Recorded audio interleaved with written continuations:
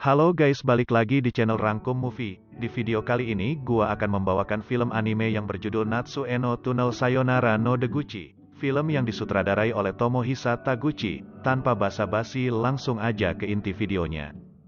Film dibuka dengan percakapan seseorang yang membahas sebuah terowongan yang bernama Urashima. Terowongan ini bisa mengabulkan apa yang kita inginkan. Sebagai gantinya, jika ada seseorang yang memasuki terowongan ini maka dirinya akan menua 100 tahun. Dan kredit opening pun dimulai. Film dibuka dengan anak laki-laki yang baru terbangun dari tidurnya yang bernama Touno Kaoru. Di tengah-tengah cuaca hujan dirinya bertemu dengan seorang gadis yang bernama Hanashiro Anzu yang lagi menunggu kereta di sebuah stasiun. Kemudian mereka mendapatkan informasi yang membuat mereka terpaksa menunggu sedikit lebih lama karena ada sebuah kecelakaan kecil yang mengakibatkan mereka menunggu kereta selanjutnya. Anzu merasa jijik dan aneh ketika orang lain yang tidak dikenal terus menatapnya. Kaoru menyangkal dan memberitahunya kalau di sini sudah menjadi hal yang wajar saat menunggu kereta. Kaoru juga menawarkan payungnya pada Anzu agar dirinya tidak terkena flu dan tidak membuat orang tuanya khawatir. Anzu menolaknya dan mengatakan kalau itu bukan urusannya, lagi pula dirinya juga tidak memiliki orang tua.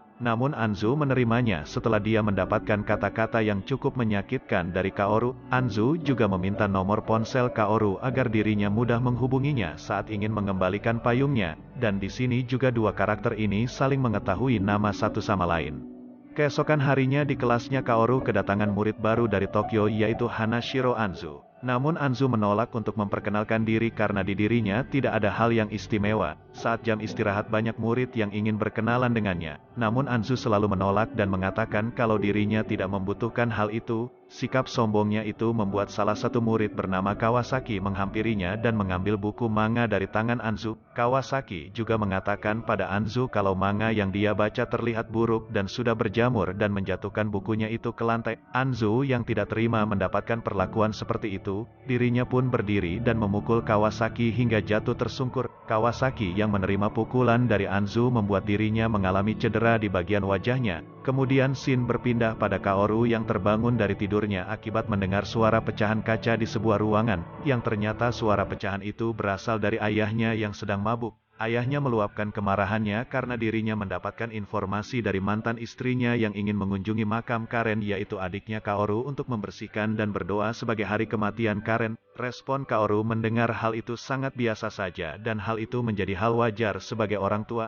Ayahnya yang mendengarnya kesal lalu mendorong Kaoru dan menuduh anaknya lah yang telah membunuh Karen. Ayahnya mengatakan kalau Kaoru anak yang tidak berguna yang kerjanya hanya mendengarkan musik. Dirinya juga meminta untuk mengembalikan putrinya Karen. Kaoru yang ketakutan dia pun melakukan perlawanan dan pergi meninggalkan ayahnya sendiri. Kemudian pandangannya tertuju ke sebuah terowongan kereta. Ia berjalan mendatangi terowongan tersebut dengan pandangan yang kosong. Tak lama kemudian dari kejauhan ada sebuah kereta yang melintas dari belakangnya yang membuat Kaoru melompat ke sebuah jurang kecil di samping rel kereta. Kaoru pun terbangun dan menelusuri hutan hingga dia bertemu sebuah terowongan yang diberi nama terowongan Urashima. Tanpa pikir panjang Kaoru pun memasuki terowongan dan sampainya di dalam dia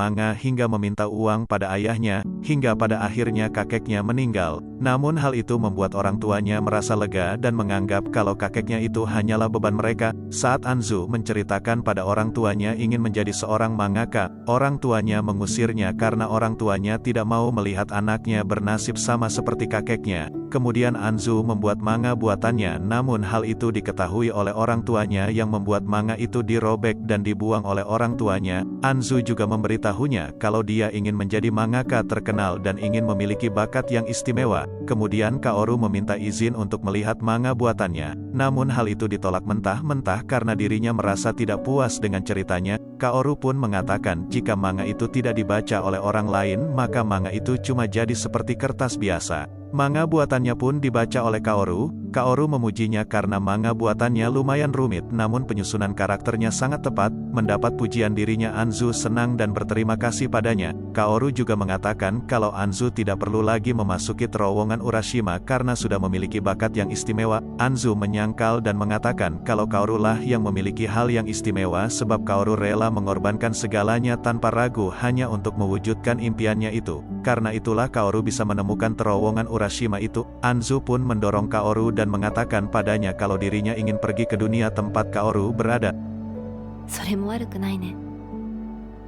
Tepat pada tanggal 2 Agustus mereka kembali memasuki terowongan itu untuk membawa Karen kembali. Musim panas pun tiba. Mereka pergi mengunjungi festival sebelum memasuki terowongan itu. Di sana Anzu bertanya padanya mengapa memilih tanggal 2 Agustus. Saat Karen dan dirinya kesini orang tuanya lagi bertengkar, hal itu yang membuat mereka melarikan diri dari rumah karena Karen sangat gelisah dan menangis. Tepat pada tanggal 2 Agustus itu jugalah hari kematian Karen, adik tercintanya.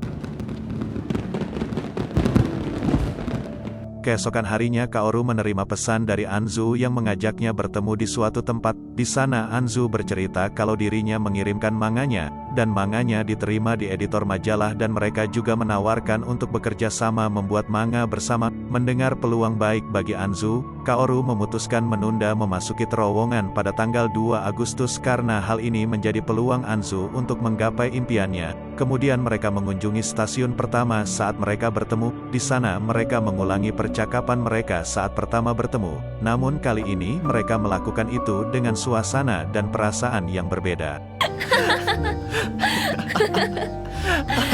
Keesokan harinya Anzu cemas karena dirinya tidak mendapatkan balasan dari Kaoru. Hingga pada akhirnya dia mendatangi rumahnya. Sampai di sana dia disambut oleh ayahnya. Ayahnya Kaoru mengatakan kalau Kaoru tidak ada di rumah dan tidak akan kembali. Mendengar hal itu Anzu menyadari kalau Kaoru pergi memasuki terowongan Urashima seorang diri. Sampainya di sana Anzu menerima pesan dari Kaoru kalau orang sepertinya tidak pantas memasuki terowongan seperti ini karena dirinya sudah memiliki bakat yang istimewa. Terlebih lagi manganya diterima di majalah editor. Kaoru berpesan padanya untuk selalu membuat manga agar dirinya bisa membaca saat berada di masa depan. Kaoru juga memberitahu padanya kalau terowongan ini adalah tempat mengembalikan apa yang hilang, bukan tempat mencari impian. Kaoru juga berterima kasih padanya sudah menjadi rekan kerjasamanya akhir-akhir ini. Kemudian scene berpindah ke Kaoru yang dimana dia sudah berada di dunia apa yang